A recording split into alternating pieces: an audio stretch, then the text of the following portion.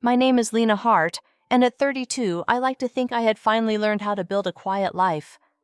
I worked as a customer experience lead for a tech company in Florida, a job that paid steadily and rewarded organization more than glamour. 2 summers ago, after years of careful saving and a few lucky bonuses, I signed the papers on a small beach cottage just beyond a strip of pale dunes. From the living room, the horizon cuts a straight line of blue. On breezy mornings, the windows carry in salt and birdsong. The cottage isn't grand. 1 bedroom, a compact kitchen, a sun-washed deck with room for 2 chairs, and a narrow table that forever smells like coffee. Still, it felt like the smartest thing I'd ever done. Every other weekend, I'd drive down from the city park under the same scraggly palm and let deadlines fall off my shoulders the moment my feet hit the wooden steps. My parents. Robert and Helen are in their early 60s. Dad spent decades in construction until his back said no. Disability keeps the lights on, not much else. Mom clocks part-time shifts at a neighborhood market. When I closed on the cottage, I made 2 extra keys and pressed them into my parents' hands. Go whenever you need to breathe, I told them. They did. Once a month, sometimes more, they would call afterward sounding rested in a way I hadn't heard since I was a kid. Sometimes they brought my younger sister Nina and her husband Cal. Nina works at a dental clinic. She's the extrovert of the family, the one who fills a room without trying. Cal moves freight at a warehouse, solid, quiet, perpetually tired. They'd send photos from the deck, pink skies, chipped mugs, mom in a beach hat that makes her look mischievous. Dad never says much, but once his voice thinned and wobbled on the phone. Kiddo, that place is something special, he managed. I could hear what he didn't say thank you. A year later, the life I'd arranged for myself was shaken by a single voicemail. A recruiter, polite, energetic, said a national company was hiring a director of customer support. The role came with a true step-up, higher salary, better health coverage, retirement matching a team big enough to make systems actually work. The catch sat in the last sentence. The position is based in Portland, Oregon. I played the scenario from every angle. Moving would mean starting over new city, new friends' rain, instead of sudden summer storms. Financially, it would mean selling my condo, and if I wanted to buy a house, they're selling the cottage too. I called my parents that evening and explained the offer, the move, and the math. The line went quiet. Mom spoke first, careful as if testing a floorboard. Sweetheart, would you consider keeping the cottage? She took a breath. It's become our place to exhale. Dad added a practical promise. They would check on the pipes, sweep sand from the steps, keep the pantry stocked, make sure the water heater didn't sulk in winter. I could feel their hope through the line. I'm not naive about money. Keeping a second property while moving across the country is not a tidy spreadsheet decision. But I also know what a refuge costs when you don't have one. So I chose generosity, and I did it with my eyes open. I'll keep it, I said. Use it when you need. I'll handle taxes and utilities. Relief flooded the call, soft laughter, a thank you that sounded like a hug. Within 2 months, I sold my condo, shipped my life into a rectangle of boxes, and crossed the continent. In Portland, I rented a bright apartment instead of buying a house, telling myself I could revisit the math later. The new job was everything promised. The work fit, the team respected the craft. The benefits removed a dozen small anxieties I'd been carrying without noticing. Every couple of weeks I'd call home. Mom would tell me about their latest weekend by the water, about gulls that yelled at dawn, and a neighbor's dog that insists the boardwalk belongs to him. Nina and Cal went along sometimes. The 4 of them played cards on the deck until the light went lavender. I would picture the cottage exactly as I'd left it. Clean lines, calm colors, the sea behaving like a metronome, and I would feel each time that I had made the right call. I didn't know it yet, but that decision keeping the cottage had planted a seed that would grow into something I couldn't ignore. For a while, though, all I could see were happy weekends and a shoreline that kept time for the people I loved. The call came on a damp Portland Tuesday, the kind of morning where the clouds sit low enough to touch your hair. I had just poured coffee when my phone lit up with an unfamiliar Florida number. I almost let it roll to voicemail, but habit won. Lena, it's Mason Rivera. We closed on your cottage a couple of years back. I smiled at the memory of sun glare on closing day paperwork. Hey Mason, how are you? Can't complain. Listen, something odd crossed my screen. I was combing through short-term rental sites for a different client and saw a listing that looks a lot like your place. A draft of cool air ran up my spine. Looks like, or is. That's what I'm not sure about. The photos are professional but familiar. The deck, the crooked palm by the driveway, even that enamel coffee table you were proud of. He exhaled. The listing contact is Nina. My jaw tightened before my mind did. My sister. That's the name on the page. I figured maybe you'd asked her to manage it, but the write-up reads like she owns the place. Do you want me to text the link? Yes, I said, already moving to my dining table where the light was best and my laptop lived. Please. The text arrived with a thumbnail that showed my horizon line like a scar of blue. I clicked. The page unfurled into a polished gallery, the living room with its calm colors, the deck with 2 weathered chairs, the bedroom dressed in white linen I'd chosen on a day when I wanted everything to feel simpler than it was. The description was breezy. Nina's coastal retreat, oceanfront haven, perfect for weekends, vacations, and special occasions. The nightly rate climbed higher on holidays. A local map dotted with little hearts explained the walkable seafood shack and boardwalk. Then the reviews, dozens. They marched backwards in time like a betrayal with timestamps. We spent a magical week waking to the sound of waves. Nina was attentive and kind. Great Wi-Fi for remote work retreats. Sunsets delivered on promises. Already planning our wedding here next spring. Nina says events are welcome. I scrolled until Christmas. There it was. We spent the holiday here. Our kids opened presents with the ocean outside the window. I felt a sharp, absurd laugh press my throat. That week, I'd been told my parents were their hot chocolate board games, the dog that belonged to the boardwalk. No mention of strangers unwrapping gifts in a house I paid for while the power bill clicked forward in my name. For a long minute, I just listened to the Portland rain tick the glass. Then I called my mother. She answered the way she always did, as if she'd been expecting me. Hi, baby. How's the new storm system treating you? Gray and dramatic, I said. I'm thinking of flying down next week. I miss the cottage. There was a pause so thin I might have missed it if I wasn't holding my breath. Oh, next week? Well, sweetheart, your sister and Cal needed a little break. They were planning to head down. I flicked back to the calendar embedded in the listing. A neat blue rectangle blocked the entire week Parsons paid. Maybe the week after. I'm not sure what their plans are, she said, and now I could hear the paper shuffling, the little wheel of untruth starting to spin. You know how it is. Why don't you call Nina and sort it out between you? I'll think about it, I said, and we traded small talk like polite strangers. When she hung up, I stared at the ceiling while the truth arranged itself in crisp, unforgiving lines. The first person I called was Mason, so he asked. It's my place, I said, and it's been my place financing someone else's side business for months. I swallowed. Is there a clean way to unwind this? There are a few, he said, voice steady. You can send a cease and desist, file a police report if you want to escalate, or what I'd suggest, reassert control in a way that's simple to defend if it turns into a mess. What does that look like? You change the locks, and you put legitimate long-term tenants in place with a solid lease.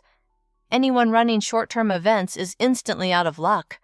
You're not evicting family, you're leasing your own property. It's the least dramatic legal sledgehammer there is. I let out a breath I didn't know I'd been holding. Can you help me find tenants? I can. I also heard whispers from a planner I know. Someone has slotted your address for a wedding. Sounds like a big one. My chest went cold. The listing's comments had hinted. Hearing it from the real world was different. How big? Around 100 heads. Outdoor ceremony. They've already paid a deposit with your, host. He coughed the last word like it cut his mouth. The date is within a month. The idea of my little deck pressed under the weight of rented chairs and a rented story made my hands shake. The idea of liability made them stop. Let's do this, I said. Find tenants who won't scare easy. Give me a week or two, he said. I'll vet them hard. I burned a vacation day through 2 changes of clothes and a folder of documents into a carry-on and flew into Florida's brightness that still felt like home if you squinted right. On the drive to the coast, the sky opened wide and reckless. At the cottage, the palm still leaned like a tired sentry. The paint on the steps could use a touch-up.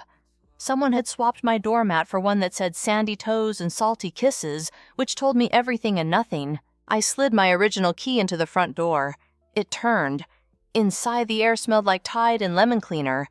At first glance, nothing was wrong. The books stood in their rows.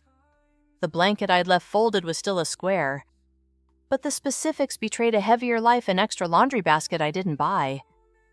Beach towels with a different shade of blue. A drawer rearranged by someone who loved knives more than I did. The pantry had tidy and personal additions, hotel-sized condiments, a bulk pack of disposable cups. On the deck sat a cork from a bottle of cheap champagne wedged between slats like a tack. I walked the rooms the way you touch a bruise to confirm it hurts. Then I called the locksmith. He arrived with a white truck, and a fatherly smile told me about grandkids while he swapped out the cylinders on every exterior door and the storage closet that held tools and the good ladder. I watched him hand me 3 gleaming keys cool in my palm like a verdict. I paid in cash and kept the receipt. When he drove away, the cottage felt different in the way a room does after someone opens a window. The same air but claimed. Mason met me an hour later. He'd brought coffee and a thick folder. "I think I found your people," he said. Their names were Evan and Mariah Freelancers, who wrote software documentation and edited travel content respectively. They'd been hunting for a long-term rental near the water where the internet didn't wobble, and the neighbors minded their own business. They arrived 5 minutes early, shoes sandy, a kind of stainless steel calm about them I recognized from people who make a living untangling other folks' sentences. I poured iced tea. We sat at the table that had watched so many quiet breakfasts. "I want to be honest about the situation," I said, sliding copies of the lease toward them. "My family has been using the cottage. Without permission, my sister began listing it for short-term rentals. There's noise about an event, possibly a wedding, that will not be happening here. You might get visitors. If you choose to rent, you'll have my full support." A property manager, I gestured to Mason, and a lawyer on call if needed. Evan glanced at Mariah. They did that long relationship conversation with their eyes. Then Mariah saw us smile, the pragmatic kind that stacks neatly on top of facts. "We've dealt with worse," she said. "We rented a place once where the owner's ex tried to move back in with a candelabra. We like this cottage. We like the way you're handling this. We're happy to sign a 6-month lease with an option to extend." Evan added, "If it makes your life easier, we can prepay the full term plus a security deposit." I hadn't asked for that, but relief flared so bright it was almost heat. "That would be ideal," I said, keeping my voice even. "You'll get a key set today. The Wi-Fi password is taped inside the breaker box because I am who I am. We walk through the house the way people do when they're measuring a life they might soon step into." Mariah asked about the dishwasher's quirk where it sulks unless you press start twice. Evan tested the router range on the deck and nodded. Mason took photos of the meter readings and the lock serial numbers. We reconvened at the table, initialed margins, signed pages. The pens left their little trails of ink, and just like that my breath settled in my ribs. "Final thing," I said, handing them both cards with my number and Mason's. "If anyone shows up claiming this house belongs to them, or that there's a booking for a party or a ceremony, call Mason and me. Do not engage. If anyone threatens you, you call the police first." Evan's mouth twitched. Understood. They left to fetch their suitcases. Mason tucked the lease into his folder like a nurse securing important paperwork. "That was clean," he said. "It was necessary," I answered. We locked the door behind us. I stood on the deck for a minute, letting the late sun flatten into a sheet of copper over the water. Somewhere down the beach, a dog barked at something only dogs see. If not for the new lock gleaming like a tooth, the day could have been any other. I spent the night in a modest roadside hotel, not at the cottage. It wasn't superstition. It was a decision not to make myself a target of any ambush that might be brewing. In the morning, I opened a new bank account for rent payments, set up utilities online access, so Mason could pull statements and put a tiny frame sign on the cottage entry table. For maintenance or emergencies, contact Rivera Coastal Management. It felt like fortifying a wall and planting a flag in the same motion. By the time I boarded my flight back to Portland, Evan and Mariah had texted a photo of themselves on the deck. 2 mugs. That cheap champagne cork gone. The caption read, "We'll take good care." On descent, my phone pulsed in my pocket like a heart you could hold. I switched it on to a fireworks display of notifications, missed calls, messages, Nina, Mom, Dad. Unknown numbers. A voicemail transcription popped up on the lock screen. Lena, what's going on with the keys? We can't cut off mid-syllable. I sat on the tram from the airport with my carry-on between my knees, rain fingering the windows, and felt a steadiness arrive. This wasn't cruelty. It wasn't revenge. It was alignment title with control, responsibility with authority, love with boundaries. Somewhere on a warm coast, a plan that didn't belong to me was stiffening into crisis. Somewhere in Portland, a woman who had gotten very good at her job was finally applying the same clarity to her own life. When I reached my apartment, I set the new keys on the counter and made tea. I didn't drink. I opened my laptop and filed digital copies of the lease and the lock invoices, saved the photos Mason had taken, and backed it all up in 2 separate places because future me likes proof. Then I placed my phone face down on a folded kitchen towel and let it buzz itself breathless. It wasn't that I didn't know what the messages would say. I knew too well. There would be panic first, then pleading, then anger braided with accusation. There would be stories about obligations I hadn't created and emergencies I hadn't caused. There would be the word family deployed like a magic spell to loosen locks it had no right to touch. I let the tea go cold. I rinsed the cup. I cleared a small space on the fridge and stuck a post-it there. Call Mason tomorrow. Confirm utilities access. Review tenant insurance. 3 checkboxes. 3 simple actions. If there was going to be a storm, I didn't have to stand under it without an umbrella. Near midnight, I finally turned the phone over. The notification count made a little canyon across the top of the screen. I didn't open anything. I just watched the number climb by one another, unknown Florida call and settle again. I thought of the cottage in dark water light, the new locks catching moon. I thought of Nina typing furiously on a phone that still assumed the world would adjust to her will. I thought of my mother, who had learned to stretch every dollar until the copper squealed and had somehow convinced herself that my generosity could be stretched the same way without snapping. The window hummed with wind. Somewhere in the city, a train wailed, that long, lonesome note that makes you believe in beginnings more than endings. I turned off the lamp. Tomorrow, I told myself, tomorrow I would listen. Tomorrow I would answer on my terms with the kind of sentences that don't wobble when pushed. Tonight, I would let the quiet do what it always does when you finally stop apologizing for needing it. Out on the coast, the tide moved in its appointed direction, erasing footprints that weren't supposed to be there. In a small house with calm colors and a stubborn palm, 2 new tenants slept with the windows cracked comfortable, in the knowledge that the locks they turned belonged to them for as long as the ink on the lease promised. And in a rain-shine city, a woman slid her phone to Do Not Disturb and slept the sleep of someone who has finally unequivocally put the right key in the right door. By mid-morning the next day, my phone looked like a slot machine that had gotten stuck on jackpots. Call after call tumbled in from Florida. Numbers I knew by heart and numbers I'd never seen. The previews told the story without my opening any of it keys. Don't work. Who are these people? Call me now. I made oatmeal. Answered emails, checked in with my team on a gnarly support migration, and let the chorus perform to an audience of 1 stainless steel kettle. Around noon, I texted Mason, tenants settled. Any issues overnight? He replied with a photo. Evan standing on the deck, holding a toolbox, Mariah labeling a pantry bin. All quiet. New keys fine. I'll field any visitors. The next wave of messages arrived as I was leaving the office. The weather had that clean after rain taste Portland does when it forgives you for living there. I stood under the cherry trees, scrolled, and finally pressed play on a voicemail from my mother. Hi baby, it's me. There seems to be a misunderstanding, our keys aren't working. There's a couple there who claim to be renting your house. Please call back. The pause before the word your was doing a lot of work. I waited until evening when the light in my apartment turned the walls the calm color I chose on purpose, then called back. Helen picked up on the first ring. Lena, she said, and the way she said my name sounded like a rope thrown from a boat that wasn't steady. What's happening? I changed the locks, I said. I signed a long-term lease with new tenants. It's my property. A silence, then a throat clearing. We were just there to clean up before the weekend.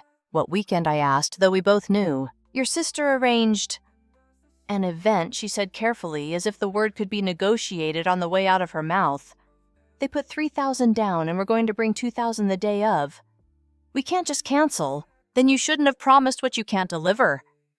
I kept my voice as even as a countertop. The cottage isn't a venue. It's not insured for 100 guests, and I didn't agree to strangers trampling the dunes. You're doing so well, she said, voice softening into the familiar appeal. And your father, things are tight. Your sister thought this could help. What would have helped, I said, was honesty. Or a question. Not finding out from a real estate agent that my sister has been running bookings for months under her name. Lena, it's not a debate, Mom. The tenants stay. The event doesn't happen. The line went quiet for a few beats. When she spoke again, the softness was gone.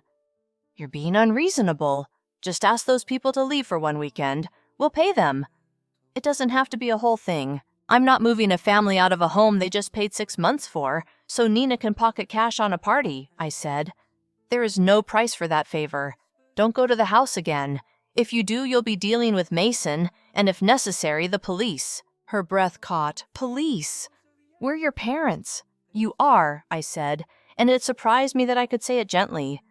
You're also adults making choices. This is mine. I ended the call before the next sentence could try to change me. The screen filled instantly. Nina lit it up with paragraphs about betrayal and ruined plans.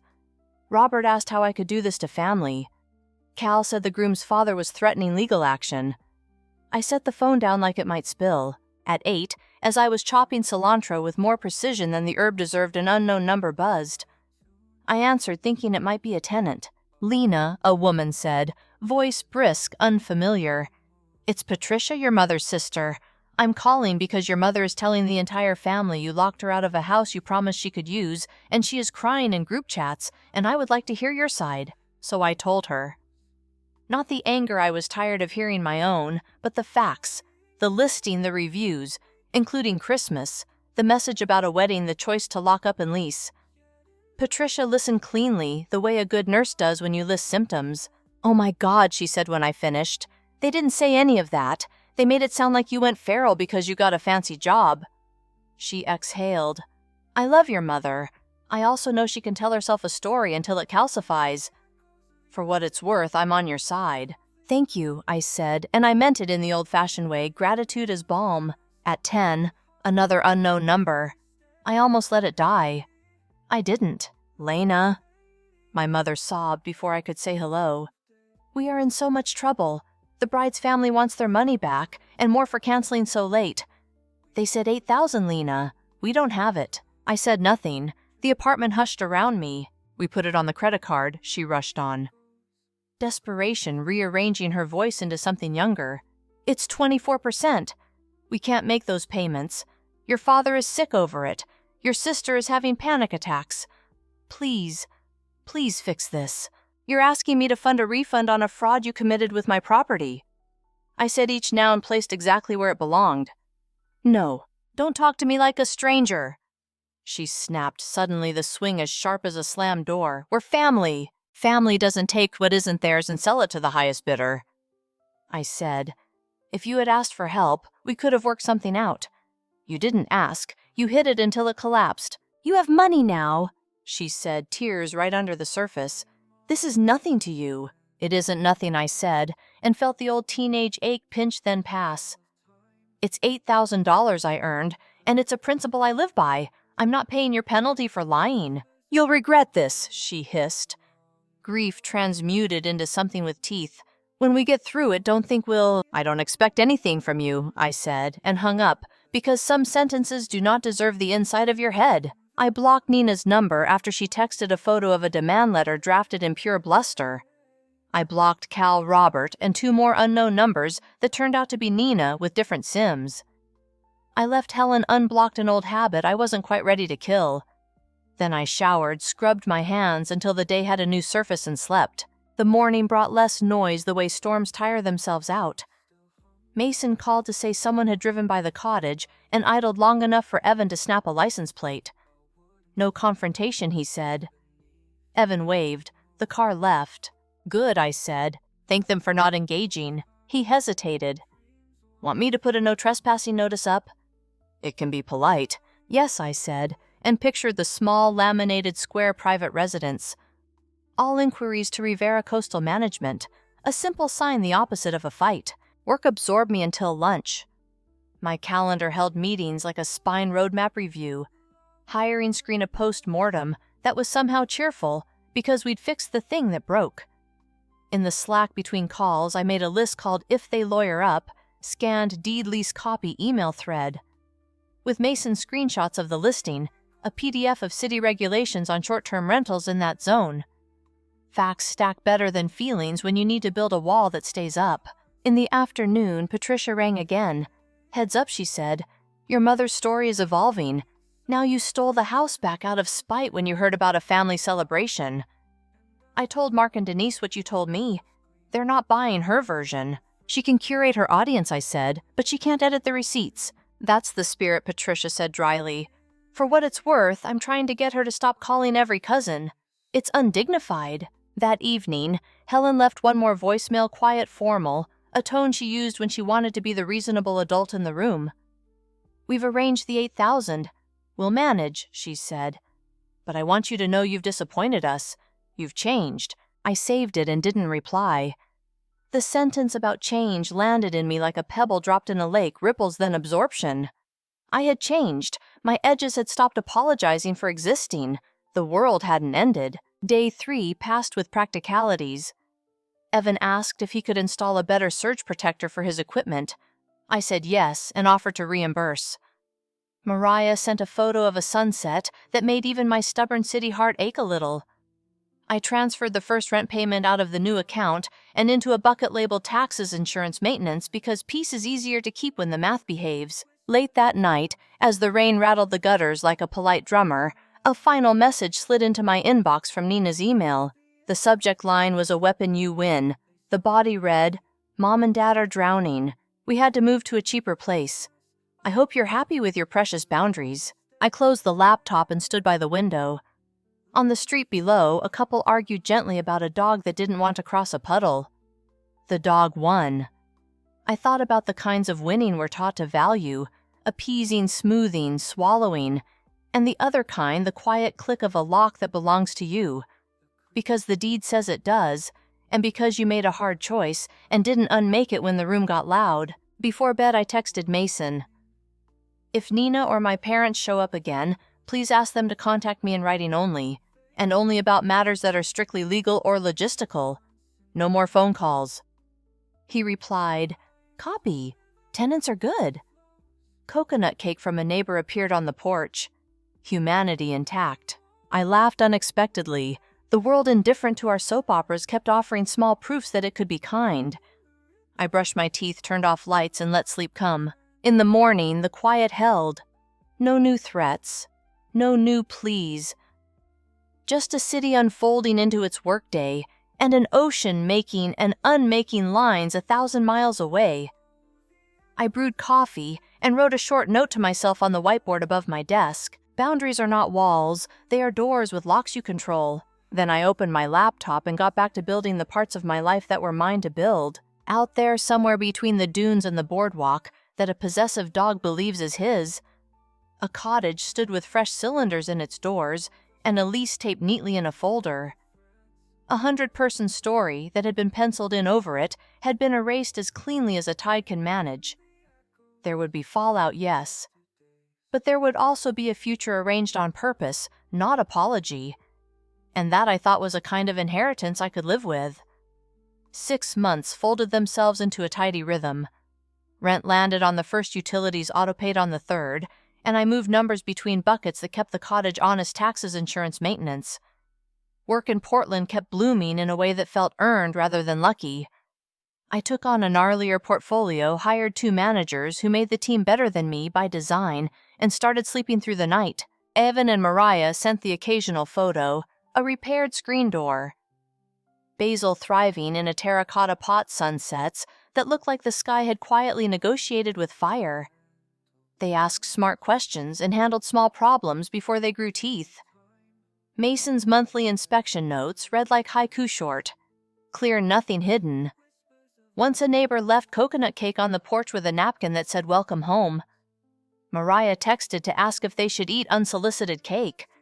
I said yes, and to leave the plate on the bench so it could find its way back. Family became a low murmur I could step away from. Patricia called sometimes, reporting that Helen had stopped broadcasting the saga to cousins after discovering that receipts travel faster than narratives. Robert picked up weekend handyman jobs when his back allowed. Nina and Cal moved to a cheaper apartment closer to his warehouse route. She took on extra shifts at the clinic. The 8,000 sat on a 24% island they were slowly building a bridge to. None of this made me gloat. It also didn't make me abandon my decision. Both can be true. In early spring, a certified letter arrived. I let it rest on the counter like a stranger at a party until I'd finished my tea. Inside was a 2-paragraph note from my mother written in the careful cursive she saved for school permission slips and sympathy cards. She apologized without adjectives. She didn't ask for money. She wrote, "We were wrong to treat your generosity as an open tap. We won't set foot on the property again without your invitation." It was the plainest thing she'd said in a year. I wrote back the next day on a card that had blue edges. "Thank you for the letter. If we talk about the future, it will be, after 2 things, full honesty and repayment on your timeline without pressure from me. Until then, please keep communication in writing." I meant every line. I sealed the envelope and felt something in my chest click into alignment. Not joy and not anger, just a mechanism returning to its intended place. A week later, I flew down for maintenance that wanted an owner's eyes a hairline crack in the deck rail, a dim bathroom fixture, a washer hose that looked like it had opinions. The palm still leaned like it remembered every wind. The deck boards gave a familiar groan under my shoes. Evan showed me his surge protector setup like a proud lab tech. Mariah pointed out a corner of the garden she'd coaxed back from sand. We talked lease extension at the kitchen table, where so many good things are decided. They wanted another year. I said yes, and we signed in a silence full of trust. On my last morning, I woke early and sat on the steps with coffee that tasted the way First Light does, ordinary and kind. I thought about all the words we use for love that are only tolerance wearing perfume. I thought about the other kind, the one that lives with boundaries, because it respects the people it touches. Before I left, I taped a small card inside the hall closet eye level, easy to miss if you weren't looking. House rule number 1.